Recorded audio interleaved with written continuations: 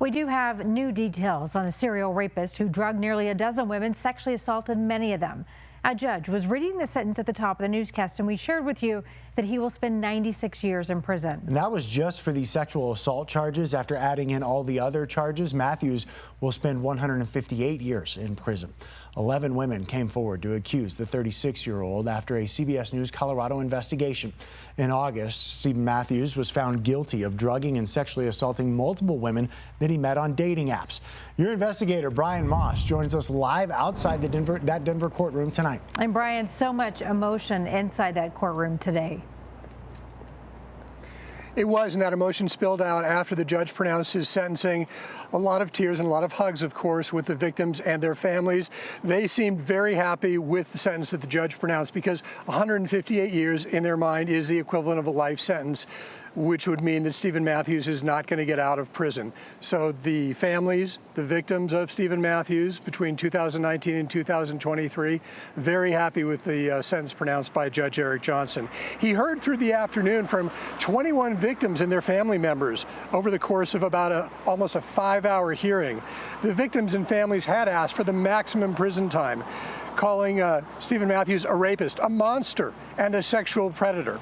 In his statement at the end, before pronouncing sentence, Judge Johnson said that the evidence in this case is overwhelming. He was addressing Matthews directly, saying there is a room full of pain here. This is pain that you have caused your victims so much suffering. None of it was deserved. He said that you have made the world a darker place. Prior to that, the judge and all of us got to hear from a number of the victims. I am scarred by what happened to me that afternoon. I have been in therapy for the last 18 months. Stephen Matthews took away what normal looks like for me. He took a Hippocratic oath to do no harm, and we are all here today because of the extensive harm he has done. As a well-educated, clinically trained man in his late 30s, this attacker was more than qualified to recognize all of the signs that his victims were not physically or mentally okay to consent to any sexual contact. Now, Stephen Matthews did not speak at the sentencing today, as his lawyer said that Matthews will appeal.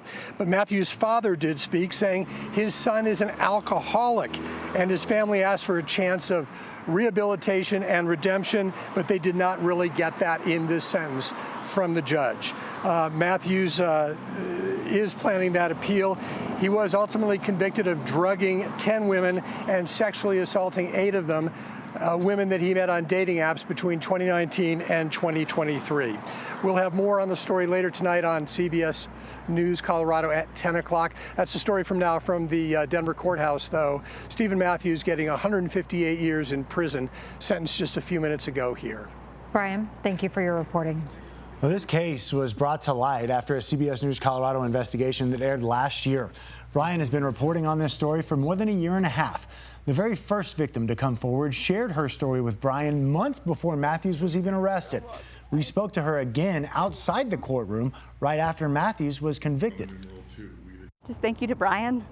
He talked to me before any of this had really blown up, and he believed me right away. So I'm really grateful for him and for his support. And he fought really hard to share this story, and once he did, we were able to find so many other victims because I just knew in my heart that they were there. It was very clear this was calculated and something that he had done before, even before I became aware of other victims. Like, I just had that feeling, and he did too. So I appreciate him endlessly for that. And you can see all of Brian's reporting on this case on our website, cbscolorado.com.